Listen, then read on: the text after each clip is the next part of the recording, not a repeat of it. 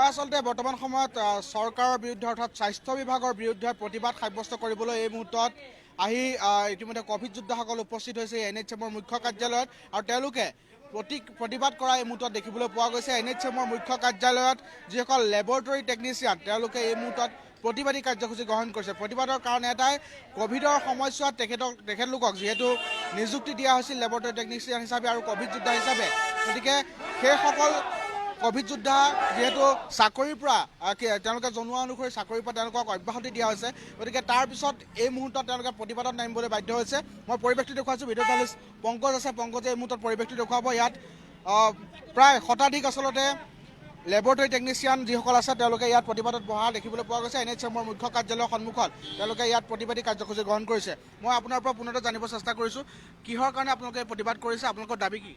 আমি NHMৰ পৰা lab technician হিচাপে আমি কামৰূপ মেট্ৰত যথেষ্টখিনি কষ্ট কৰিছোঁ আৰু আমাক হিমন্ত বিশ্ব শৰ্মা ছাৰে আশ্বাস দিছিলে যে আমাক 150 লেব টেকনিচিয়ান কৰোণাৰ সময়ত 3 মাহৰ কাৰণে কৰাৰ পিছত আমাক স্থায়ীভাৱে নিযুক্তি দিব। কিন্তু আজি এতিয়া আমি NHM অফিচত আমাক MD ছাৰে ক'লে যে আমাক 3 মাহৰ কাৰণে ৰাখিছিলে, এতিয়া উলিয়াই দিলে। কিন্তু আমাক আশ্বাস দিছিলে যে আমাক পিছত স্থায়ীভাৱে ৰাখিব। সেইটো কাৰণে আমি চবখিনিয়ে ওলাই আহি যথেষ্টখিনি কষ্ট কৰিছিলোঁ। যেতিয়া আমাক টাৰ্গেট দিছিলে বহুত গৰমত PPE পিন্ধি আমি দোকানে দোকানে যাই পেলাই টেষ্ট কৰিছোঁ। আমাক 3 দিন ধৰি ইণ্টাৰভিউ লৈ পেলাই ইয়াত আমি চিলেক্ট হৈছিলোঁ আৰু এতিয়া 3 মাহৰ কাৰণে কৈ পেলাই আমাক এতিয়া উলিয়াই দিব বিচাৰিছে। পাৰ্মানেণ্ট কৰিম বুলি আমাক নিউজত ক্লিয়াৰলি কৈছিলে যে আমাক স্থায়ী পাৰ্মানেণ্ট কৰি দিব বুলি, স্থায়ীভাৱে ৰাখিম বুলি কৈছিলে। সেইটো কাৰণে আমি আহিছিলোঁ ইয়ালৈ। এতিয়া আমাক 3 মাহৰ পাছত এতিয়া আমাক MD ছাৰে কৈছে যে আমাক ৰিলিজ দি দিলে, আমি আৰু ইয়াত ৰখিলে লাভ নাই, আজিৰ পৰা আমাক উলিয়াই দিলে। কিন্তু আমাক হিমন্ত বিশ্ব শৰ্মা ছাৰে যেতিয়া কৈছিলে যে স্থায়ীভাৱে নিযুক্তি দিম, সেইটো কাৰণে আমি চবখিনিয়ে ইমান কষ্ট কৰি পেলাই টেষ্ট কৰিছিলোঁ, ইমানখিনি ওলাই আহিছিলোঁ। আমি চব কিছুমানে বহুত ভাল ভাল লেবৰেটৰীত কাম কৰি থকাখিনিও ওলাই আহিছিলে যে আমাক স্থায়ীভাৱে সংস্থাপন দিব বুলি। আমি যোৱা হয় আজি জনাইছে, মানে কেইদিন আগৰ পৰাই ৱাৰ্ণিংটো দিছে 11 তাৰিখৰ পৰা। তাৰপিছত আমি এই হিমন্ত বিশ্ব শৰ্মা ছাৰক লগ ধৰিবৰ কাৰণে বহুত চেষ্টা কৰিছোঁ। 4 দিন 5 দিন আমি ৰাতিপুৱা সন্ধিয়া গৈছোঁ, কিন্তু আমি লগ ধৰিব পৰা নাই। আমাৰ এনেকুৱা কষ্ট হৈছে যে আমি যোৱা জুন মাহৰ পৰা ষ্টাৰ্ট কৰি যেতিয়া কৰোণাৰ ভয়াৱহতা আৰম্ভ হ'ল, তেতিয়াৰ পৰা আমি সকলো লেব টেকনিচিয়ান নিজৰ ঘৰ বাৰী এৰি নিজৰ প্ৰাইভেট ছেক্টৰত আমি বহুতো চব টেকনিচিয়ানে কাম কৰি আছিলোঁ, ধুনীয়া চেলাৰী পাইছিলোঁ। কিন্তু সেইবিলাক এৰি আমি এটা আশাত আহিছিলোঁ যে আমাক NHM আণ্ডাৰৰ পৰা হিমন্ত বিশ্ব শৰ্মা ডাঙৰীয়াই আমাক ধুনীয়াকৈ কৰোণাত কাম কৰাই কেনে তাৰপিছত আমাক কৰ্মসংস্থাপন দিব।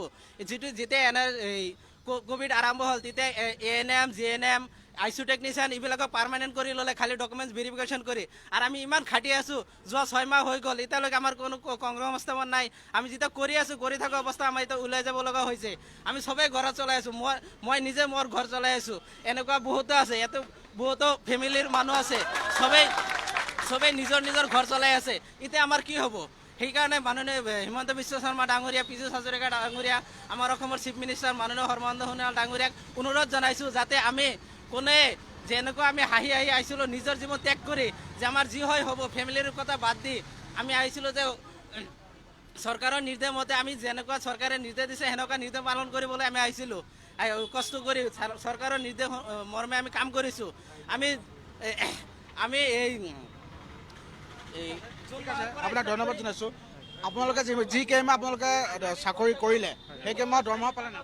হয়, দৰমহা পালোঁ, সেই কেইমাহ দৰমহা পালোঁ। লাষ্ট মান্থ এতিয়া চলি আছে, এই মান্থৰ পাম চাগে, তেওঁলোকে দিম বুলি কৈছে। কিন্তু আমাৰ দৰমহাটো যথেষ্ট নহয়, আমাক দৰমহাৰ প্ৰয়োজন নাই। আমি আগতেও কাম কৰিছিলোঁ, দৰমহা পাইছিলোঁ। আমাৰ এতিয়া মানে কি মেইন বস্তুটো হৈছে আমাৰ জবৰ যিটো ছিকিউৰিটিটোহে প্ৰয়োজন।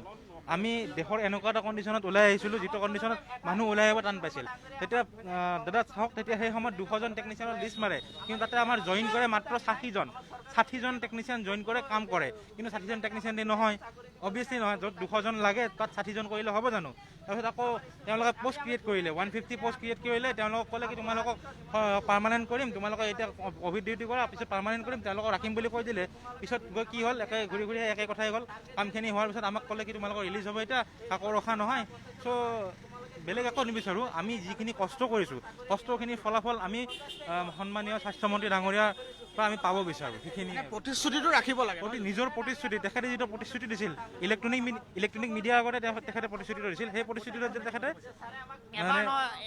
এবাৰ দুবাৰ নহয়, 3-4 বাৰ কৈ গৈছে। আমাক এপইণ্টমেণ্ট দিয়াৰ সময়তো কৈছে, GMC অডিটৰিয়াম হলতো আছে, তাতে কৈছিলে আমাক তেনেকে এতিয়া এনেকে উলিয়াই দিলে হ'ব নেকি কিমান আপোনালোকৰ কিমান লেবৰেটৰী টেকনিচিয়ান আছে আমাৰ ইয়াতো 250ৰ ওপৰত আছে আমাৰ 150 জনৰ ডাইৰেক্ট ইণ্টাৰভিউ লৈছিলে আমাক তেখেতে এতিয়া আমাক টিচু পেপাৰৰ দৰে ব্যৱহাৰ কৰি এতিয়া নালাগা সময়ত উলিয়াই দিলে হ'ব নেকি তেনেকে আমাকতো কিবা এটা সংস্থাপন দিব লাগে যিটো সময়ত কোনো মানুহে ঘৰৰ পৰা নোলাইছিল বাহিৰত নোলাইছিল তেতিয়া মানে আমাৰ লেব টেকনিচিয়ান লৈ আহিছিল আহি আমাৰ জনৰ মানুহ টেষ্ট কৰিছিল কিছুমান মানুহৰ ঘৰত যাওঁ আমি মানুহে গেট বন্ধ কৰি দিয়ে টেষ্ট কৰিব ওলাই নাহে সেইটো মানুহক আমি বুজাইছিলোঁ কেনেধৰণে আহক টেষ্ট কৰক যাৰ কাৰণে লেব টেকনিচিয়ানৰ কাৰণে আজি অসমত COVID-19 নিয়ন্ত্ৰণত আহিবলৈ সক্ষম হৈছে কিন্তু সেই লেব টেকনিচিয়ান হিমন্ত বিশ্ব শৰ্মাই কোনো জগত চোৱা নাই গতিকে হিমন্ত বিশ্ব প্ৰতি বিশেষ অনুৰোধ হয় ধন্যবাদ জ্ঞাপন কৰিছোঁ আৰু এইসকল আচলতে ক'ভিড যোদ্ধা যিসকল ক'ভিড যোদ্ধাই ক'ভিডৰ সেই ভৰপক সময়ছোৱাত তেওঁলোকে নিজৰ জীৱনকো তুচ্ছ কৰি তেওঁলোকে স্বাস্থ্য সেৱাত ৰাইজৰ সেৱাত তেওঁলোক নিয়োজিত আছিল সেইসকল ক'ভিড যোদ্ধাই এই মুহূৰ্তত আলৈ আথানি কৰিছে বুলি তেওঁলোকে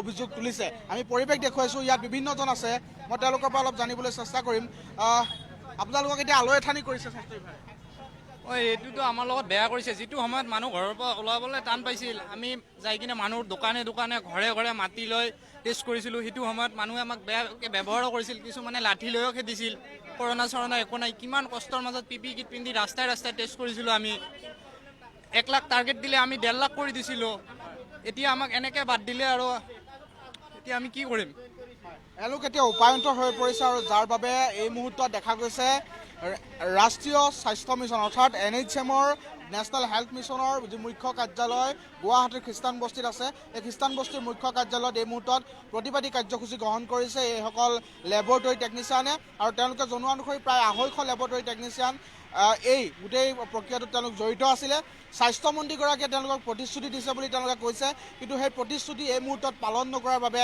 বৰ্তমান সময়ত প্ৰতিবাদত বহিছে এইসকল ইয়াত যুৱক যুৱতী আমি দেখুৱাই আছোঁ আপোনালোকক বৰ্তমান সময়ত তেওঁলোকক আলৈ আথানি কৰা হৈছে মই দুবাৰ জনাই আহিছোঁ এতিয়া স্বাস্থ্যমন্ত্ৰীয়ে কথা দি কথা ৰখা নাই কি ক'ব হয় তেখেতে আমাক কৈছিলে যে গোটেইখিনি কষ্ট কৰিলে তোমালোকক ভালকৈ যদি ফুলফিল কৰা তোমালোকক পিছলৈকে স্থায়ীভাৱে নিযুক্তি দিয়া হ'ব কিন্তু তেখেতে এটা কামো নকৰিলে এতিয়া আমি তেওঁক বিনম্ৰভাৱে অনুৰোধ কৰিছোঁ যে তেওঁ আমাৰ দুখ কষ্টবোৰ বুজি পায় আগতে ক'ত কৰ্মৰত আছিল আগতে মই প্ৰাইভেটতে কৰি আছিলোঁ কিন্তু বহুত ভালে কৰি আছিলোঁ এতিয়া আমি গোটেই মানুহবোৰে PPE কিট পিন্ধি ছোৱালীবোৰে গোটেই ঘামত তিতি কাম কৰিছোঁ য'তে ত'তে য'তকৈ আমি যাব লাজ লাগে তাত আমি কাম কৰিছোঁ তেখেতে অকণমান আমাৰ দুখ বুজি পাব লাগে এটলিষ্ট তেখেতক এটাই অনুৰোধ যে তেওঁ আমাৰ দুখ কষ্ট বুজি পায় সেইটোৱে তেখেতৰ ওচৰত বিনম্ৰ অনুৰোধ সেইটোৱে ক'ব বিচাৰিছোঁ হয় এই মুহূৰ্তত এনেদৰে দেখা গৈছে তেওঁলোকে প্ৰতিবাদী কাৰ্যসূচী গ্ৰহণ কৰিছে তেওঁলোকে উই ৱান্ট জাষ্টিছ তেওঁলোকে শ্লোগান দিয়া দেখা গৈছে আৰু স্বাস্থ্যমন্ত্ৰীগৰাকীলৈ পোনপটীয়াকৈ তেওঁলোকে প্ৰশ্ন কৰিছে যে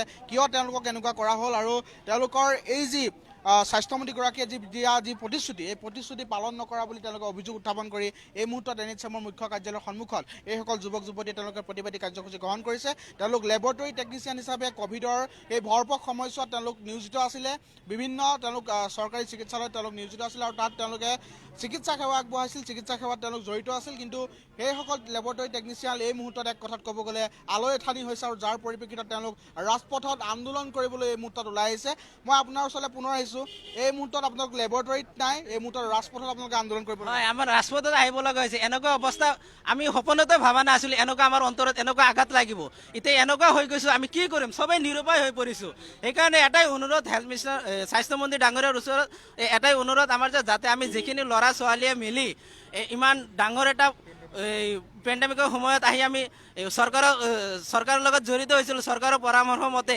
সেইকাৰণে চৰকাৰে যিটো ভাবিছিল আমাৰ কাৰণে চৰকাৰে নিজেই কৈছিল যে তোমালোকে কাম কৰি যোৱা নিষ্ঠা সহকাৰে তোমালোকৰ একো প্ৰব্লেম নহয় যি কৰিব লাগে আমি জনা বুজা মানুহ আছোঁ মই নিজেই ছাৰক কৈছিলোঁ এবাৰ মিটিঙত ছাৰ আমি যে ইমান কষ্টৰে কাম কৰিছোঁ আমাৰ ফিউচাৰ কি হ'ব ছাৰে নিজেই কৈছিল যে তোমালোকে একো চিন্তা কৰিব নালাগে তোমালোকে ধুনীয়াকৈ কাম কৰা যি কৰিব লাগে মই কৰিম সেইটোৱে আমাৰ চবৰে এটাই আশা আমি চব লেবৰেটৰী টেকনিচিয়ানে এটাই আশা এটাই উদ্দেশ্য লৈ হিমন্ত বিশ্ব শৰ্মা ডাঙৰীয়া ছাৰৰ মুখফালে চাই ছাৰৰ কথা মতে চবেই এটাই সেইটো উদ্দেশ্য লৈ ছাৰৰ উদ্দেশ্য লৈ নিষ্ঠা সহকাৰে চবে কাম কৰিছে নিজৰ কথা ভবা নাই এনেকুৱা ৰ'দ বতাহ বৰষুণ আপোনালোকে নিজেই চাইছে নিজেই ফিল কৰিছে কেনেকুৱা আমি PPE পিন্ধি ৰ'দত নিজেই থিয় হৈ ৰ'দত ফিল্ডত যাই কাম কৰিছোঁ মানুহৰ দোকানৰ পৰা মানুহৰ গেদাৰিং কৰি এই যে মাৰ্চৰ পৰা ঘৰতেই যোৱা নাই, ইয়াতেতো 6 মাহ কাম কৰিলোঁ, তো বেলেগ জেগাত কৰি আহিছিলোঁ, তাৰপৰা ডাইৰেক্ট ইয়াতে আহি গৈছোঁ, তাতে ৰিজাইনো দিব পৰা নাই, এনেকুৱা হৈছে তাতে, তাৰপৰা চবকে ওলাই দিছে যিখিনি আমি পাৰ্মানেণ্ট কৰি আহিছিলোঁ প্ৰাইভেটত। এতিয়া আমালোকৰ এটাই ছাৰৰ ওচৰত অনুৰোধ, আমি কোনো চৰকাৰৰ বিৰুদ্ধে নহয়, চৰকাৰখন বহুত ভাল, চবেই জানে, সৰুৰ পৰা ডাঙৰ মানুহ জানে চৰকাৰখন বহুত ভাল। আমি ইমান কষ্ট কৰিছোঁ, এই কষ্টৰ বিনিময়টো আমি ছাৰৰ ওচৰত এটাই আশা, কষ্টৰ বিনিময়টো আমাক যাতে দিয়ে, আমি যাতে কান্দি কান্দি ঘৰত যাব নালাগে। আৰু চবেই এটাই অনুৰোধ, এই এনেকুৱা ল'ৰা বিয়া পাতিছে, তাৰ ল'ৰা ছোৱালী আছে। এবাৰ নালাগে, তেওঁ 2-3বাৰ আমাক প্ৰতিশ্ৰুতি দিলে যে তেওঁ এবাৰ ক'লে 150ক ৰাখিলোঁ, এবাৰ ক'লে গোটেই ক'ভিড ৱাৰিয়ৰ গোটেইখিনিকে আমি পাৰ্মিনেণ্ট কৰিম, তেওঁ এবাৰ ক'লে 500কে আমি মানৱ সম্পদ হিচাপে 500 লেবৰেটৰী টেকনিচিয়ান আমাক তেওঁ আণ্ডাৰত ল'লে বুলি কৈছে। কিন্তু এতিয়া তেওঁ ইয়াৰ কি মিছা প্ৰতিশ্ৰুতি আছিলে নেকি? এই মুহূৰ্তত এটা তেওঁলোকে দৃশ্যাংশ দেখুৱাব বিচাৰিছে, কি আছে ভিডিঅ'টো মই অলপ চাব বিচাৰিছোঁ। স্বাস্থ্যমন্ত্ৰীগৰাকীয়ে যি ঘোষণা কৰিছিলে, এয়া তেওঁলোকে প্ৰমাণ হিচাপে লগত ৰাখিছে, আৰু এয়া মই আপোনালোকক শুনাব বিচাৰিছোঁ, ভিডিঅ' চালিছে দেখুৱাব।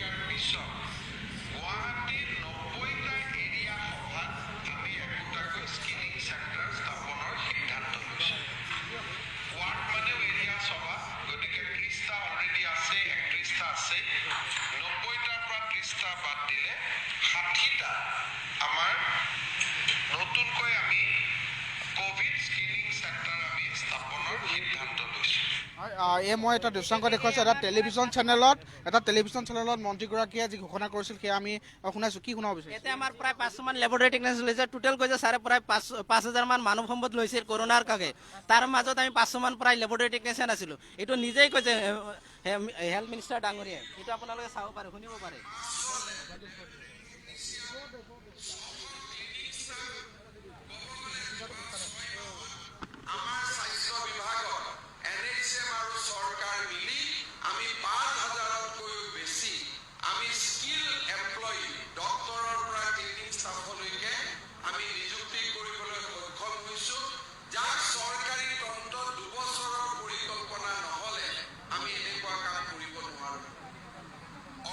এয়া মন্তব্য আমি শুনাইছোঁ। আমি পোনপটীয়া সম্প্ৰচাৰতে তেওঁলোকৰ যিসমূহ অভাৱ অভিযোগ সেয়া ল'বলৈ চেষ্টা কৰিছোঁ।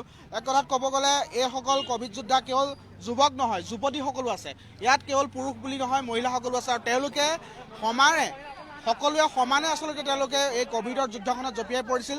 ৰাইজৰ বাবে, জনগণৰ সুৰক্ষাৰ প্ৰতি লক্ষ্য ৰাখি নিজৰ জীৱনকো তুষ্ট কৰি তেওঁলোকে উৎকট গৰমত PPE কিট পৰিধান কৰি তেওঁলোকে যি নিজৰ কৰ্তব্য পালন কৰিছিল, সেই কৰ্তব্য পালন কৰা এইসকল ক'ভিড যোদ্ধাক স্থায়ীভাৱে তেওঁলোকক সংস্থাপন দিয়াৰ প্ৰতিশ্ৰুতি দিছিল খুদ স্বাস্থ্যমন্ত্ৰীগৰাকীয়ে। আৰু ৰাজ্য চৰকাৰৰ এগৰাকী প্ৰভাৱশালী মন্ত্ৰী ডক্টৰ হিমন্ত বিশ্ব শৰ্মাই দিয়া সেই প্ৰতিশ্ৰুতি আজি কোপতি পালন নাই হোৱা বুলি অভিযোগ উত্থাপন কৰি এই মুহূৰ্তত প্ৰতিবাদী কাৰ্যসূচী গ্ৰহণ কৰিছে। গুৱাহাটীৰ NHMৰ মুখ্য কাৰ্যালয়ৰ সন্মুখত এইসকল ক'ভিড যোদ্ধা, যিসকল লেবৰেটৰী টেকনিচিয়ান হিচাপে তেওঁলোক চিকিৎসালয়ত কৰ্তব্যত নিয়োজিত আছিল, সেইসকলে এই মুহূৰ্তত প্ৰতিবাদী কাৰ্যসূচী গ্ৰহণ কৰিছে। আৰু এয়া তেওঁলোকে এখন প্লেকাৰ্ড মই দেখুৱাইছোঁ, don't use as tissue paper, অৰ্থাৎ টিচু পেপাৰৰ দৰে যাতে তেওঁলোকক ব্যৱহাৰ নকৰে, ব্যৱহাৰ কৰি যাতে পেলাই দিয়াৰ যিটো পদ্ধতি, সেই পদ্ধতি যাতে তেওঁলোকৰ ক্ষেত্ৰত নহয়, সেয়া তেওঁলোকে ইয়াৰ পৰা পুনতে স্বাস্থ্যমন্ত্ৰীগৰাকীলৈ বাৰ্তা দিছে। আমি পোনপটীয়া সম্প্ৰচাৰত এই মুহূৰ্তত আপোনালোকক জনাই আছোঁ গুৱাহাটীৰ খ্ৰীষ্টান বস্তিৰ পৰা লেবৰেটৰী টেকনিচিয়ানসকলৰ প্ৰতিবাদ। তেওঁলোকৰ এক প্ৰকাৰ বৰ্তমান সময়ত আলৈ এঠানি কৰাৰ এক অভিযোগ উঠিছে, কিয়নো তেওঁলোকক চাকৰি দিম বুলি কৈ এই মুহূৰ্তত চাকৰি দিয়া নাই, অথচ তেওঁলোকক ইয়াৰ পৰা আঁতৰাইহে পঠোৱা হৈছে। গতিকে বিষয়টো বিবেচনা কৰিব স্বাস্থ্য বিভাগৰ ঊৰ্ধ্বতম কৰ্তৃপক্ষই। যিহেতু NHMৰ কাৰ্যালয়ৰ সন্মুখতে এই মুহূৰ্তত প্ৰতিবাদ হৈ আছে, NHMৰ সঞ্চালকগৰাকীয়ে এই মুহূৰ্তত কি কয়, স্বাস্থ্যমন্ত্ৰীগৰাকীৰ প্ৰতিক্ৰিয়া কি হ'ব, সেয়া পৰৱৰ্তী সময়ত লক্ষণীয় হ'ব। আমি এই ক্ষেত্ৰত গুৰুত্ব আৰোপ কৰিম। আৰু এই মুহূৰ্তত মই এই পোনপটীয়া সম্প্ৰচাৰৰ পৰা বিদায় লৈছোঁ। নমস্কাৰ।